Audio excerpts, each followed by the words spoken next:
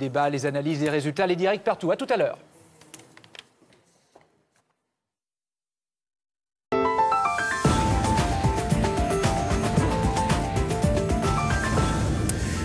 Voilà, et cette information qui provoquerait un véritable séisme si les chiffres se confirment.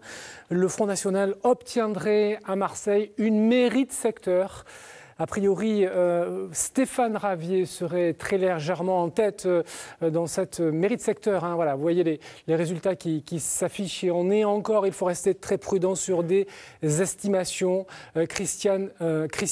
Stéphane Ravier, pardonnez-moi, serait, si les estimations se confirment, le prochain maire des 13 et 14e arrondissement de la ville de Marseille. Nous irons dans un instant à la fois au QG du Front National. On peut avoir l'image d'ailleurs tout de suite. Ben voilà, c'est en train de bouger. On voit les caméras qui sont en train de s'installer sur les pieds. Évidemment, Claire Lacroix est en duplex avec nous depuis le QG de Stéphane Ravier. Dès que les choses évoluent, s'affinent, elle aura la priorité pour intervenir sur notre antenne. Mais auparavant, partons justement en direct depuis cette mairie de secteur, Christian Péchy, la mairie des 13, 14e arrondissement de la ville de Marseille. Est-ce que notre estimation est en train de se confirmer, Christian ? Oui, malheureusement, j'ai envie de dire, la confirmation effectivement est en train de se réaliser. En tout cas, il y a un abattement chez les sympathisants ici au fur et à mesure que tombent les résultats. On en est à peu près à 50 bureaux qui viennent de tomber. Sur ces 50 bureaux, 600 voix d'écart entre le Front National et le maire de gauche, Garov-Zépian. Alors, par exemple, donc, Monsieur Miron aurait obtenu 32,95% des voix, Garov-Zépian 32,54% et Ravier 34,48%. C'est-à-dire qu'au fur et à mesure que les bureaux tombent, il semblerait que le Front National prenne de l'avance. Bien sûr, il faut rester prudent, rien n'est joué. La moitié des bureaux seulement sont tombés, mais déjà, effectivement, il semblerait que les prévisions qui ont été données soient justes. Merci Christian Péchy. Christophe Mas, candidat dans les 11 et 12e arrondissements de la ville de Marseille, est avec nous. D'abord un résultat sur votre secteur. Oui, mais écoutez, Robert Assante sera le prochain maire, enfin restera maire de ces Assante deux devrait rester maire arrondissements-là. de cette coalition qui s'est formée entre les deux tours, oui. Oui, ça fait partie des aléas des négociations entre les deux tours, puisqu'on rappelle que M. Assante a réussi à trouver un accord avec l'UMP, enfin les UMP, Roland Blum et Valérie Boyer, pour effectivement garder sa mairie de secteur. Juste, évidemment, votre réaction sur ce 13e et 14e arrondissement de la ville de Marseille, où votre sœur est numéro 2. Et c'est un secteur sur lequel vous aviez envie d'aller porter la bataille. Question très franche, est-ce que M. Hovsepian était le meilleur candidat pour mener cette bataille ? Oui, mais bien sûr. Moi, je suis conseiller général de ce secteur municipal. Le résultat que nous voyons ce soir n'est pas un résultat qui va nous conduire à stigmatiser une personne ou une autre. C'est un véritable séisme. Si ce soir, M. Ravier est élu maire de ce secteur, c'est un séisme. On a eu le séisme de dimanche dernier. Aujourd'hui, on est finalement dans un effet de vague qui se multiplie. Je pense qu'il faudra qu'on en tire rapidement les leçons, à la fois sur le pôle un peu idéologique, projet, et puis sur les méthodes et sur la forme. On aura deux enjeux importants sur Marseille. Fallait-il maintenir cette liste ? Ah, bah écoutez, oui. A priori, Garov-Zépian serait 3e, devancé par M. Miron. Fallait-il maintenir cette liste ? Là, on est sur des a priori, sur des suppositions. Moi, j'aimerais bien qu'on soit sur des chiffres précis aujourd'hui. Je crois que le maintien de cette liste était indispensable dans ce secteur, puisque l'ensemble des voix de gauche pouvaient nous faire espérer la victoire. Garov-Zépian est victime ce soir un petit peu de ce qui s'est passé sur tous les secteurs de Marseille. Je le répète encore une fois, aujourd'hui, ce qu'il va falloir qu'on fasse, c'est ne pas pointer l'un ou l'autre. C'est demain matin, se regarder dans une glace et voir qu'est-ce qui n'a pas bien marché et qu'est-ce qu'on doit faire. Christophe Mas, il y a beaucoup à faire. Il ne faut pas se cacher derrière son petit doigt. Il va y avoir un règlement de compte terrible au sein du Parti socialiste à Marseille dès demain. Écoutez, moi, ce n'est pas ce que je souhaite. Moi, je pense qu'aujourd'hui, non, mais entre ce que vous souhaitez et la réalité de la situation. Dès demain, sur Marseille, il va falloir, je le répète, qu'on pointe du doigt nos inefficacités. Elles sont nombreuses. Les conséquences gouvernementales, certes. Notre séquence post-primaire, qui a été lamentable, qui a été catastrophique et qui est aussi aujourd'hui synonyme de notre échec. Donc il faut qu'on mette tout ça bout à bout très rapidement avec des gens surtout qui en ont envie. avec des gens qui ont envie de travailler demain pour Marseille, avec des gens qui ne veulent pas rester dans leur précaré, mais qui veulent travailler pour le collectif. Ça, c'est capital. Jean-Marc Coppola, je vous pose la même question. Hein. Bon, je pense que vous avez à peu près le même avis, mais fallait-il que cette liste se maintienne? Fallait-il que cette liste socialiste se maintienne aujourd'hui, sachant qu'il y avait des consignes du Parti socialiste, du Premier ministre, qui avait dit « oulala, il faut jouer le Front républicain et il faut que cette liste, en particulier, il n'a pas cité celle-là nommément, mais ne se maintienne pas ». Non, je crois que quand on a plus de 50% de... Je vous coupe, je vous redonne la parole juste après. Promis. Le patron, dit Dominique Tian. Jean-Claude Gaudin est en direct. Nous allons écouter Jean-Claude Gaudin et je vous redonne la parole juste après Jean-Marc Coppola. Promis. Écoutons le maire de Marseille, le futur maire de Marseille, puisqu'a priori, il n'y a plus trop de suspense. Écoutons-le. Bon, alors, d'abord, un succès national pour toutes les listes de la droite républicaine et du centre, plus important qu'en 1983 et probablement sans précédent depuis 1947. C'est un échec national pour le gouvernement et pour le président de la République qui a cru s'autoriser à préparer la liste de M. Menucci avec le succès que l'on sait. Et à Marseille, l'échec national est doublé de l'échec local, celui de M. Menucci, y compris dans son propre secteur, où il est battu. Il est battu par M. Dominique Tian. Alors à ceux qui me disent « mais qui sera le premier adjoint ?» J'ai toujours dit, si Tian l'emporte sur Menucci, c'est M. Tian qui sera le premier adjoint. À cette déroute personnelle de M. Menucci et des socialistes s'ajoute leur responsabilité écrasante de faire élire dans le 7e secteur de Marseille le candidat du Front National. La liste de M. Menucci était arrivée derrière la nôtre. Il aurait dû, logiquement, suivant un principe républicain, se retirer. Il ne l'a pas fait et par conséquent, le Front National va gagner. Le dépouillement se termine, mais je pense qu'il a maintenant l'avance. En gros, si vous voulez, pour le conseil municipal, ça devrait donner 61 sièges. Pour la majorité Gaudin, j'en ai jamais eu autant.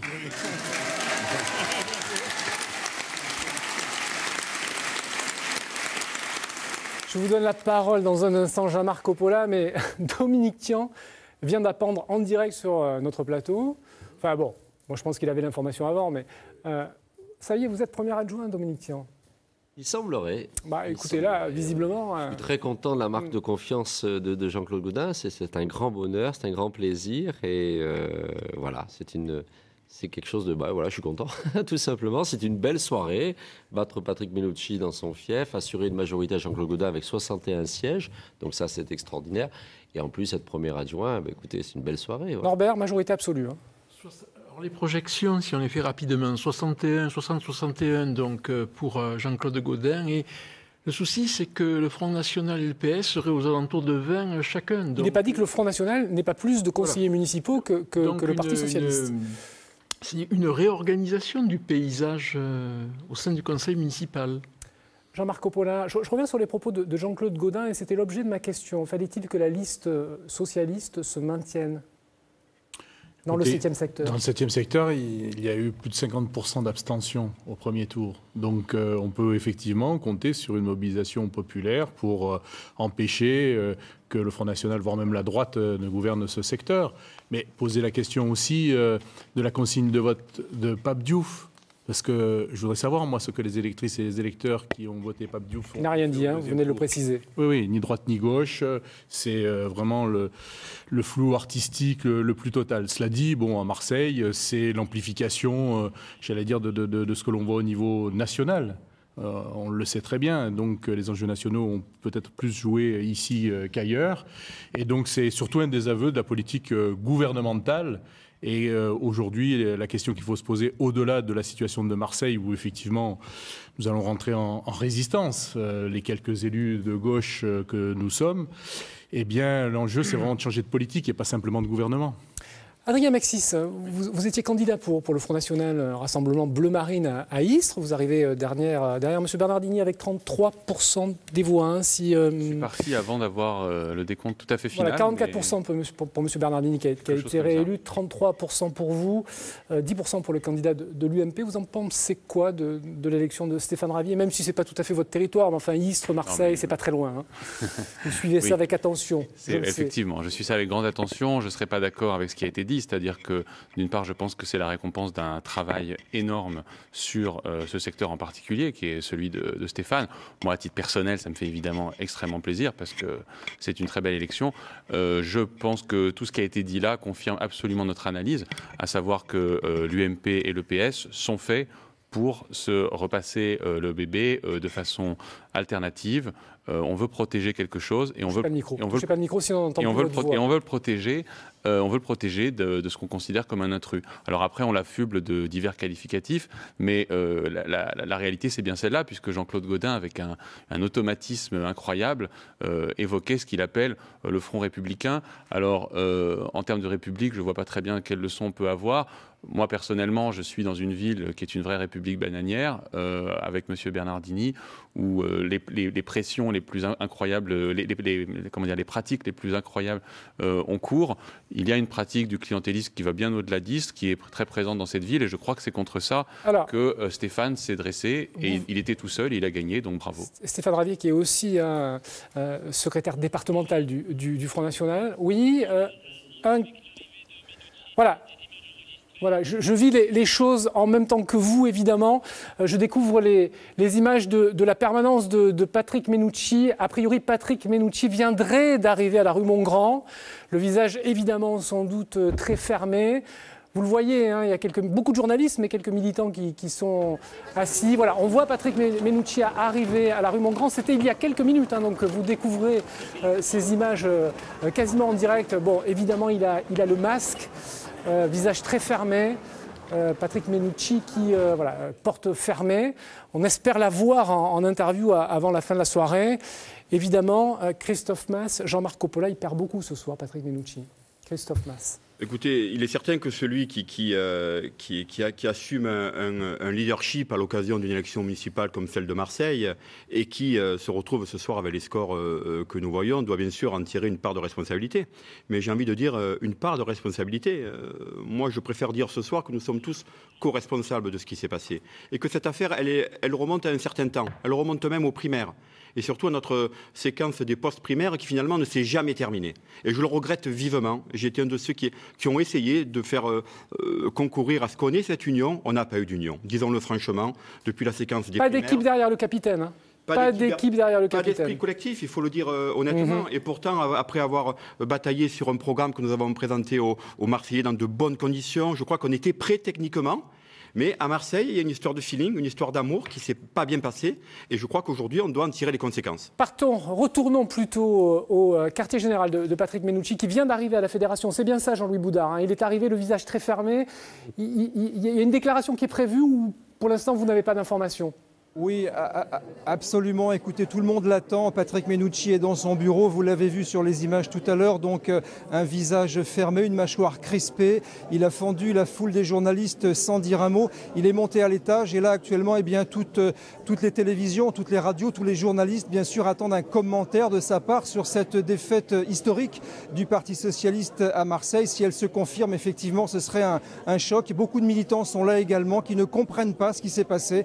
Donc, Patrick Mennucci devrait intervenir maintenant d'ici quelques minutes et bien sûr nous reprendrons l'antenne à ce moment-là pour vous faire vivre cette intervention. Absolument Jean-Louis, si Patrick Mennucci intervient, vous avez la priorité, vous revenez vers nous, on vous donnera la parole. Évidemment, Jean-Marc Coppola, sur la reconstruction à venir du Parti socialiste, vous n'êtes pas évidemment socialiste, mais est-ce que vous allez participer à cette reconstruction? Vous allez surveiller ça? Parce que malgré tout, même si vous êtes parti sur des listes séparées au premier tour, vous avez fusionné au deuxième tour. Donc il y a une espèce d'alliance naturelle entre eux et vous. Je crois que si on a conduit des listes Front de gauche au premier tour, c'est parce qu'on avait aussi des différences, particulièrement sur l'analyse de la politique austéritaire au niveau gouvernemental. Et donc aujourd'hui, vous posiez tout à l'heure la question, Thierry Bézère, sur Patrick Mennucci. J'allais dire, peu importe, les hommes, les femmes qui ont des responsabilités. Bon, ma pensée, elle va surtout envers les Marseillaises et Marseillais qui souffrent aujourd'hui des inégalités, de la misère, et qui n'ont rien à attendre justement d'un 4e mandat de Jean-Claude Gaudin avec autant d'élus Front National. C'est ça mon inquiétude, et c'est avec eux que nous allons reconstruire, y compris reconstruire une gauche qui soit fidèle à ses valeurs et ses idéaux. Christophe Masse, il est 22h30. Je vous avais promis de vous libérer à cette heure-là. Donc vous êtes libre. Si vous voulez nous quitter, vous pouvez le faire. En tout cas, vous pouvez rester. Évidemment, vous êtes le bienvenu. Vous faites comme vous le sentez. Mais bon, voilà. Je vais chez une chaîne voisine. Merci beaucoup. Allez-y. Allez voir nos voisins. Merci beaucoup en tout cas d'être passé. Sylvie, des résultats sur Aix-en-Provence. Notamment Aix-en-Provence, parce que c'est quand même aussi l'autre grande ville des Bouches-du-Rhône. Et c'est Maryse Joissaint qui a été réélue avec 52,6% des voix. Un autre résultat sur Arles, puisqu'il y a d'autres villes importantes. Le maire sortant communiste Hervé Schiavetti est réélu avec 43,13% des voix. On voit Arles s'afficher. On peut donner un mot du résultat de Vitrolles également, où le maire sortant, Loïc Gachon, est réélu avec 47,02% des voix. Loïc Gachon, socialiste devant le Front National. Et puis, où M. Povinelli est réélu. Ce sera son 8e mandat. 75. Il a été élu effectivement maire pour la première fois en 1975. Il a été élu cette fois-ci avec 55,7% des voix. Je voulais vous dire un mot de hier dans le Var. Var, parce que le maire Jacques Politi a été battu par Jean-Pierre Girand. On écoutera dans quelques secondes. Auparavant, partons au quartier général du Front National où nous attend Claire Lacroix. Claire ? Ça bouge? Est-ce que vous m'entendez, Claire? Est-ce que Claire oui, je vous entends, Thierry, difficilement, parfait. Mais bon, je vous entends. Voilà, effectivement, les militants commencent à arriver en nombre et Stéphane Ravier se fait attendre. Hein.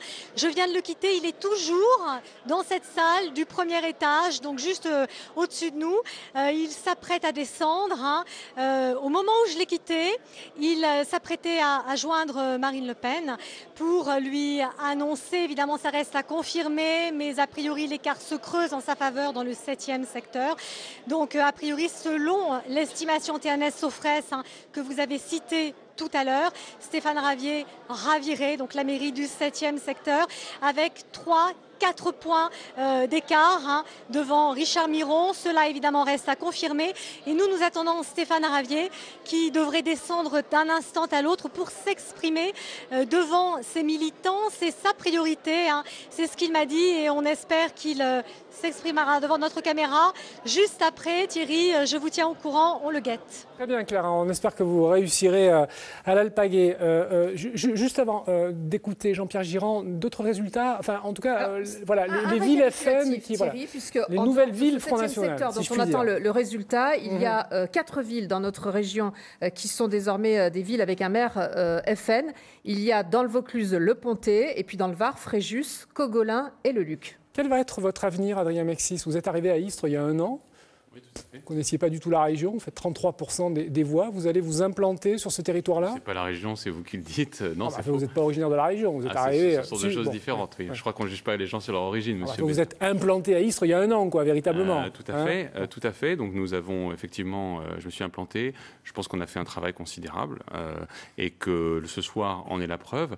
Malgré, il faut le souligner, le sabotage organisé par l'UMP, puisque nous étions très nettement en tête et la décision a été prise. On fait semblant de s'opposer au système Bernardini, mais quand le moment est venu, bien entendu, on fait tout pour qu'il gagne. Donc on se maintient, on fait une quadrangulaire. Vous êtes un ancien de l'UMP, vous êtes un ancien. Qu'est-ce qui vous sépare de M. Leban? Justement ça, c'est que lui, il est là pour faire gagner la gauche, pas nous. D'accord, d'un point de vue idéologique et sur le poids des idées, vous êtes... proche, très éloigné, il y a des fenêtres de tir, possibilité durant toute la campagne, je crois que c'est la marque de fabrique de l'UMP dans cette région, c'est que durant toute la campagne, il a tenu un discours qui se voulait proche d'une autre, mais les masques sont tombés entre les 2 tours, puisqu'il était question pour lui que de se maintenir pour faire gagner le sortant. Donc voilà, je pense que c'est très clair, c'est une logique d'alternance. UMP, PS, c'est comme entre Gaudin et Guérini. Je pense que si M. Menucci a fait un tel score, c'est un secret de polichinelle qu'il y a des réseaux Guérini contre lui. Très bien. Partons à Arles, retrouver le maire sortant qui a été réélu, M. Scavetti, qui est donc en duplex depuis notre bureau d'Arles. Bonsoir, M. Scavetti, est-ce que vous m'entendez? Bonsoir. Oui, vous êtes avec nous. Vous êtes donc réélu avec 46,13% des voix. Et pourtant, quand on fait le cumul de vos deux adversaires, puisque c'était une triangulaire, 27-19, 26-67, alors 27-19 pour l'UMP, 26-67 pour le Front National, on s'aperçoit que la droite est finalement majoritaire dans cette ville. Quel constat vous tirez par rapport à ces scores très précis et ces chiffres? Je crois que c'est la réalité de la politique de notre territoire aujourd'hui. Il est largement traversé par un courant qui est le Front National, l'extrême droite, et puis une droite républicaine classique représentée par l'UMP et l'UDI. Juste un mot, Monsieur Scavetti, sur la défaite de Daniel Fontaine et la fin du Parti communiste, de l'implantation du Parti communiste à Aubagne, qui gérait cette ville depuis 1965. Je ne vous ai pas entendu, pardon. Je voulais avoir votre réaction sur la défaite de Daniel Fontaine et sur la fin de l'influence du Parti communiste à Aubagne, qui gérait cette ville depuis 1965, 50 ans. Inévitablement, je pense que les formations politiques républicaines sont amenées à connaître l'alternance à la fois dans des moments qui sont les plus difficiles, puisque c'est là le retour effectivement du balancier politique. Et je crois que ceux qui habitent à Aubagne vont maintenant réfléchir à comment poser les actes pour avoir et offrir demain une politique communale qui soit obligatoirement différente. Monsieur Scavetti, la règle du jeu démocratique fait que vous allez avoir la majorité absolue au sein du conseil municipal, mais avec une opposition très forte, à la fois UMP et Front National. Vous attendez à quoi? Parce que ça, c'est nouveau, hein. Ça risque d'être tendu sur des dossiers. Je ne crois pas. Je pense que le travail communal amènera naturellement les forces républicaines, comme elles l'ont fait durant les années précédentes, à se positionner. Et le Front National à connaître une difficulté, puisque les propositions qui sont faites par le Front National ne s'inscrivent pas dans une gestion communale. On l'a bien vu, les mots d'ordre de portée générale qui sont relatifs à la baisse des dotations, des subventions ou de la fiscalité n'a aucune réalité dans la gestion communale moderne. Merci, monsieur le maire, d'avoir été en duplex avec nous depuis Arles. Hier, vous en parliez dans le département du Var, où il y avait 4 candidats qui étaient en liste pour concourir, qui concouraient pour ce... Ah, alors qu'on me dit que ça bouge au Front National, peut-être une déclaration de Stéphane Ravier. En tout cas, on voit les caméras qui s'agitent, les flashs qui crépitent, notre caméra qui bouge, qui est peut-être bousculée par le monde qui est autour. Visiblement, voilà, c'est Stéphane Ravier derrière cette forêt de caméras. Est-ce que Stéphane Ravier va s'exprimer là, dans les secondes qui suivent? Est-ce que nous revenons vers... Oui, non, là, il monte sur l'estrade. Donc on va écouter la déclaration de Stéphane Ravier, donc nouveau maire de secteur Front National. Il est content, évidemment. Maire désormais des 13e et 14e arrondissements de la ville de Marseille. Monsieur Stéphane Ravier, je ne sais pas si vous m'entendez, mais en tout cas, c'est à vous. Voilà, ce serait bien que personne ne passe devant la caméra, il va falloir faire un petit peu la police. Il y a beaucoup de musique derrière, grosse ambiance au QG du Front National. Monsieur Ravier, écoutons-le. La meuf avec l'appareil, avec la paire. Jolie chanson, ça. La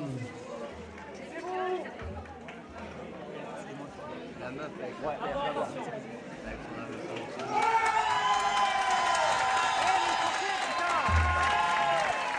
La dernière fois, j'ai envie de vous chanter une petite chanson. La dernière fois que j'ai chanté, c'était que j'ai chanté devant une assistance. C'était pas pour un moment très joyeux, c'était plutôt pour un moment très douloureux. Alors, pour celui pour qui j'avais chanté ce jour-là, je voudrais et qui m'a quitté pour être encore plus présent, je pense. Je pense qu'il m'a aidé à remporter cette victoire. Je voudrais la dédier en premier lieu, pardonnez-moi si c'est un petit peu personnel, mais je voudrais la dédier à mon père.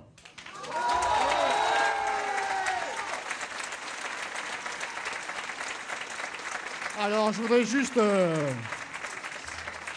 lui chanter, vous chantez, et vous allez chanter avec moi. Tout se termine en chanson dans notre beau pays. Qu'est-ce qu'on attend pour être heureux? Qu'est-ce qu'on attend pour faire la fête? La ville est belle, Marseille est bleue, Marseille est bleue et bleu marine. Merci à vous.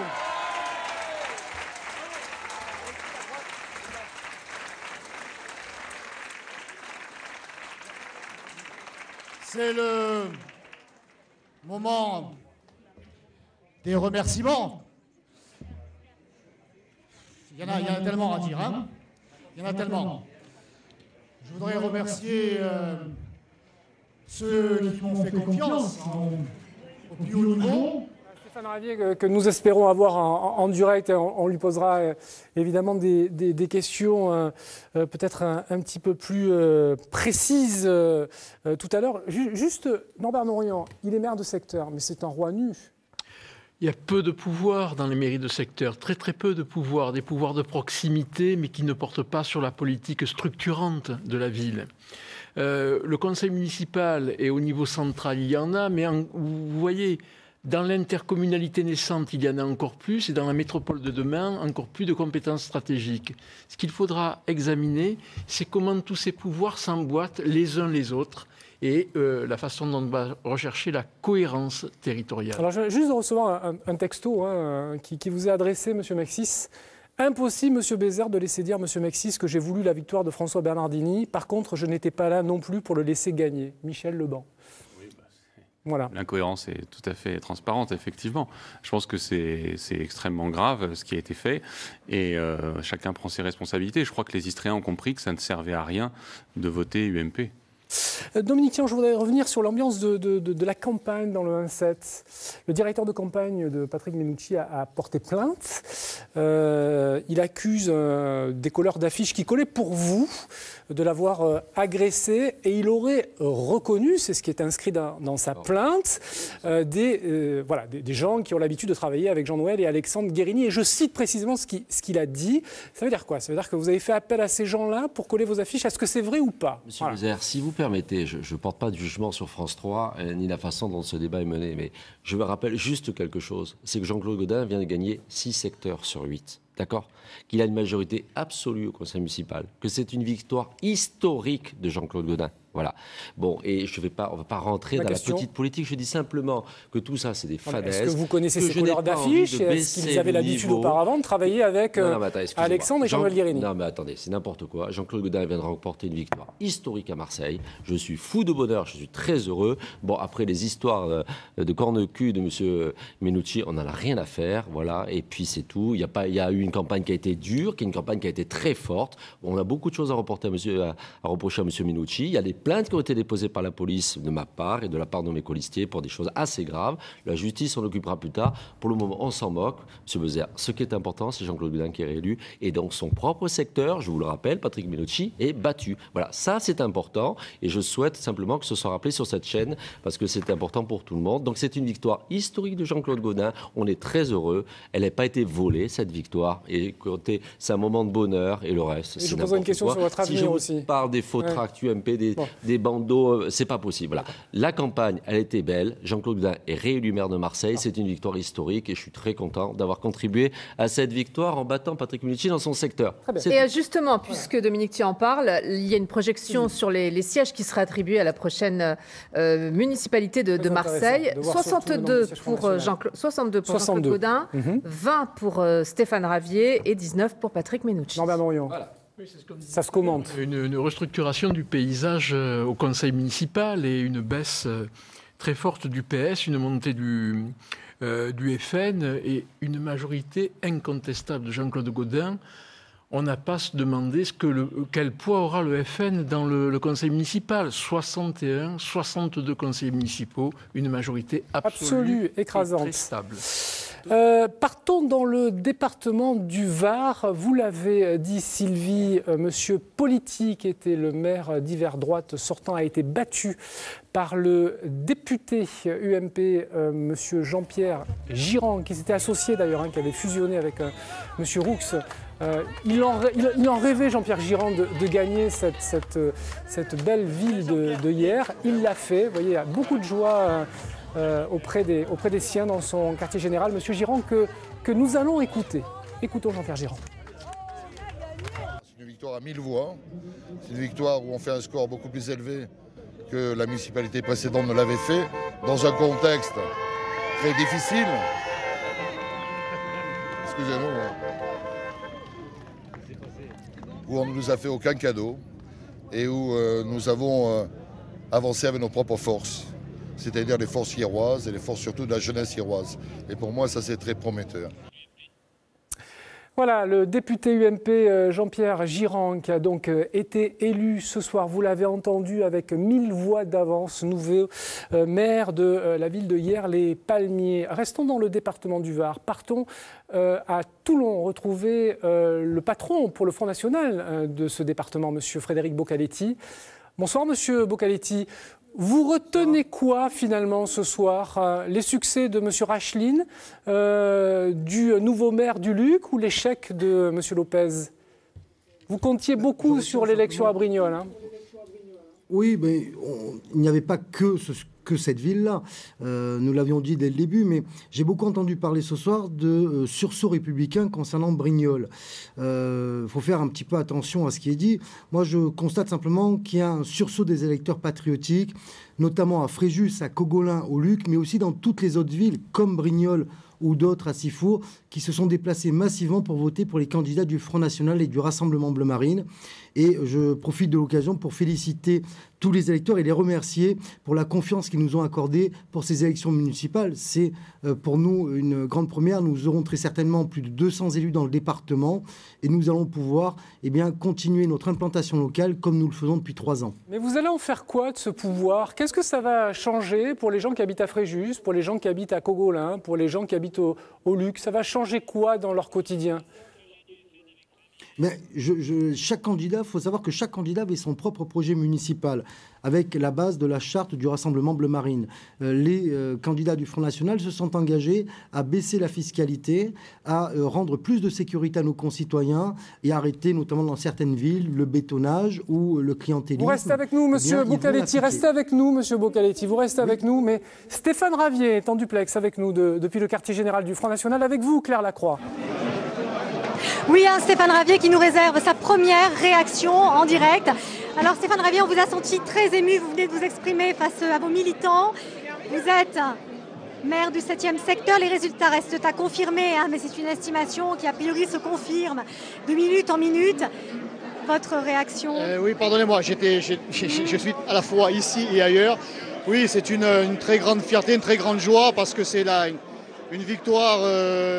après des années de travail, d'implantation, donc un travail militant. Alors, on m'a reproché de ne pas m'avoir beaucoup entendu pendant cette campagne, mais c'est un travail au contact des Marseillais, distribution de tracts, de collage d'affiches, de rencontres, de serrage de main, d'aller au contact des réalités avec les militants. Voilà, les militants sont le seul trésor du Front National. Sans eux, nous n'en serions pas là. Donc c'est une victoire que je leur dédie. Et les premiers militants, on va dire, ceux qui sont au feu tous les jours, je dirais Jean-Marie et Marine Le Pen. Voilà, c'est aussi à eux, bien sûr, que je dédie cette victoire, qui nous ont montré la voie. Sur l'ensemble de la ville, vous feriez 27%, Patrick Menucci 30%. Donc Jean-Claude Gaudin a une large majorité. C'est un peu la limite de votre pouvoir. Qu'est-ce que vous allez pouvoir faire, vous, au sein du conseil municipal? Vous ne pourrez pas contrer les propositions. Il est vrai que le Front National réalise un score historique à Marseille. Historique, 27%. Nous n'avions jamais réalisé un tel résultat. 2% il y a 6 ans. 2% pour le Front National il y a 6 ans. Oui, 2%. Voilà, donc 27% aujourd'hui sur l'ensemble de la ville. Un groupe très important.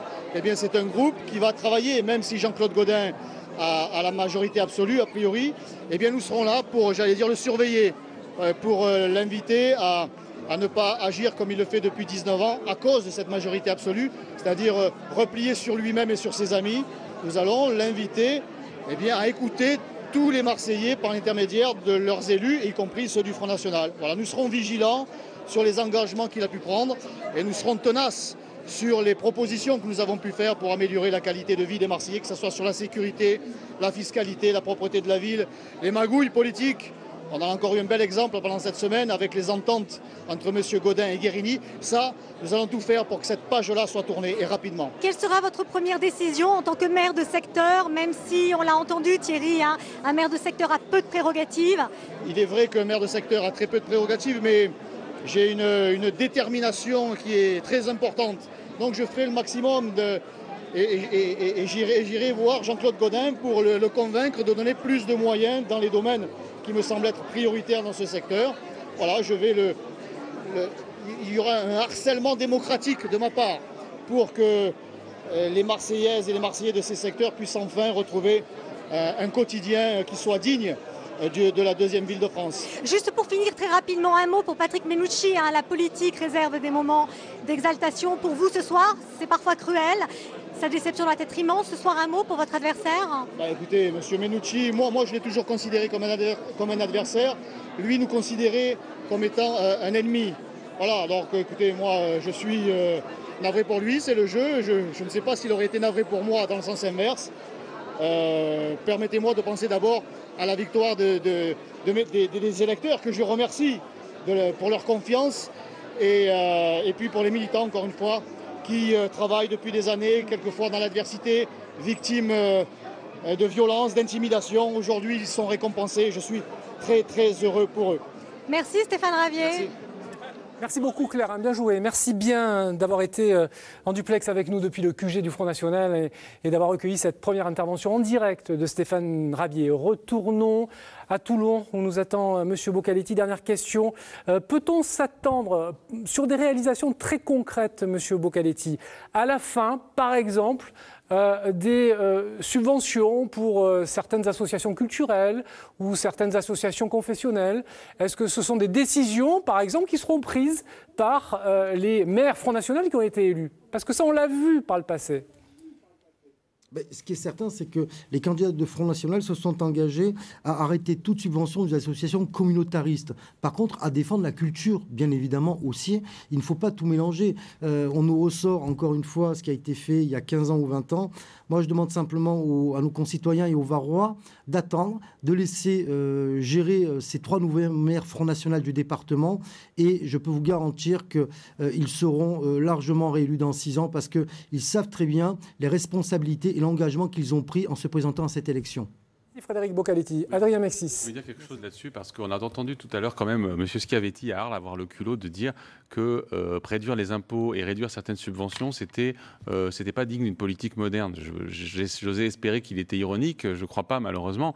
On est dans des systèmes, il faut quand même le dire, qui fonctionnent sur une inflation permanente des impôts et d'acheter toujours plus de gens à travers des emplois plus ou moins fictifs dans des associations, et ça fonctionne comme ça, et à Marseille et ailleurs. Je pense que c'est le contraire, c'est que ça c'est le modèle à suivre. Sur ça, Jean-Marc Coppola. Non, écoutez, j'ai vraiment le sentiment d'assister à un festival Front National qui a déjà été très médiatisé, pas forcément par France 3, mais par d'autres chaînes nationales. Donc maintenant, ça commence à bien faire, puisque dans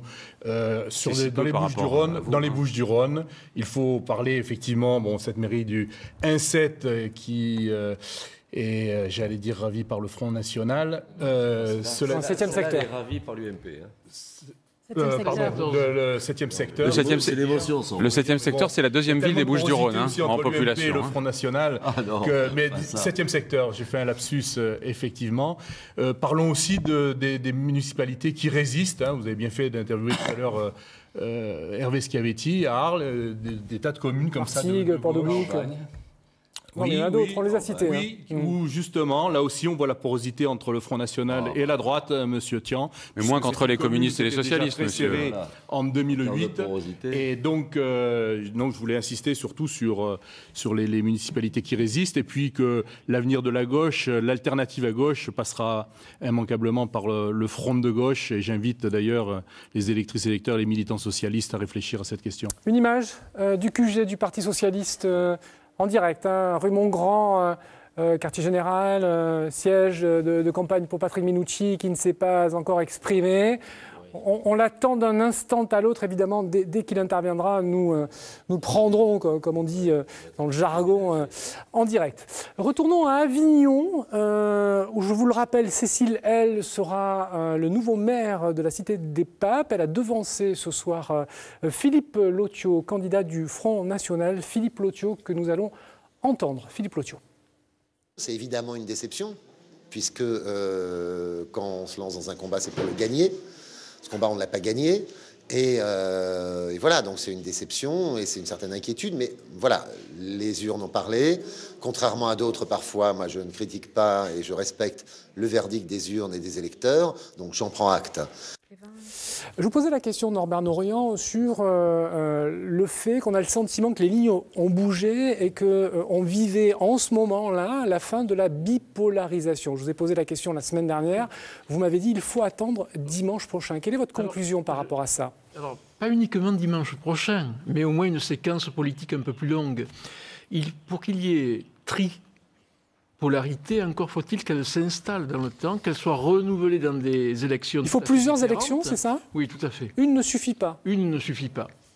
Par contre, que la séquence soit favorable au Front National, puisque les européennes suivent et la proportionnelle sera là pour confirmer ou infirmer leur progression, ça, c'est une autre perspective. Ce qui est extrêmement intéressant qu'il faudra suivre avec une attention particulière, ce sont les sénatoriales. Et les sénatoriales, bien évidemment. Qui ne devraient pas rester à gauche, c'est très clair. Absolument. Revenir à la droite. La vague à droite aura des conséquences obligatoirement sur la majorité sénatoriale. Partons à nouveau à la Fédération du Parti Socialiste. Jean-Louis Boudard, toujours pas de Patrick Mennucci, hein. On l'attend avec impatience. Ouais. Non, toujours pas de Patrick Mennucci. Nous l'attendons avec impatience car tout le monde ici, bien sûr, a hâte de savoir ce que Patrick Mennucci, le candidat à la mairie de Marseille, peut bien avoir à dire à ses militants qui sont là. Ils sont venus, le visage triste, évidemment. C'est une sombre soirée pour tous ces militants socialistes qui espéraient, bien sûr, un changement à Marseille. Et ce soir, Patrick Mennucci donc prépare minutieusement son discours. Est-ce qu'il sera plus court encore que la semaine dernière? La semaine dernière, il avait parlé 2 minutes.